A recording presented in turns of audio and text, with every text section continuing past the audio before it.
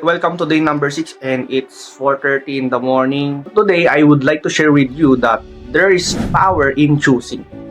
Okay? What do I mean by that? Example, I choose to wake up early in the morning and sleep early in the evening. I have to eliminate yung mga options na distraction or noise, kung tawagin. A lot of options na nakikita mo ngayon are noise. And you have to filter out those noise, those distractions for you to see the important task, important activity. So in my case, one important task or activity is to have a good rest and to collect my energy for me to invest this energy, no, sa mga major task, no, na magkakaroon ng big contribution and impact sa personal life ko.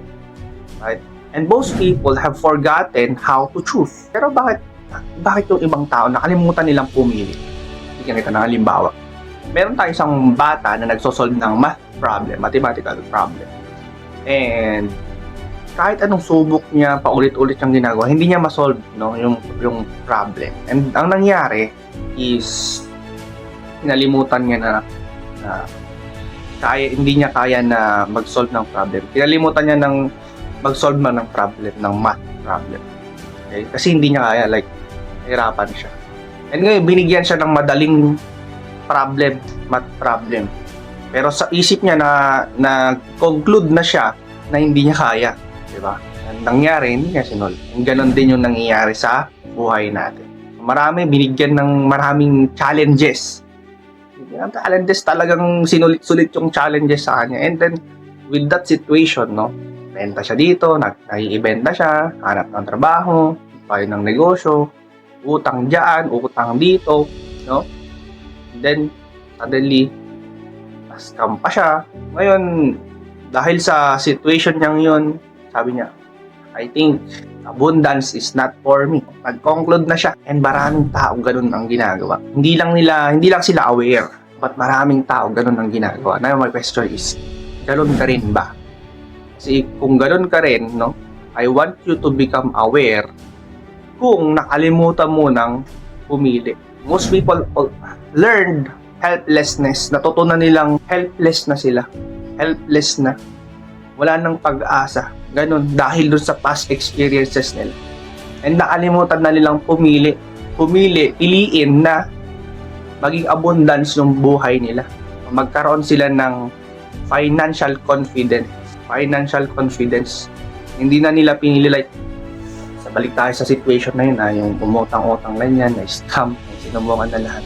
Hindi para sa akin ito, like, maghahanap na lang siguro ng pagkakakitaan ng stable. Nothing seems work. It is not going anywhere. Fuck, I have to do something na mag-work. So, ganun yung nangyayari, no? Ganun yung iniisip nila.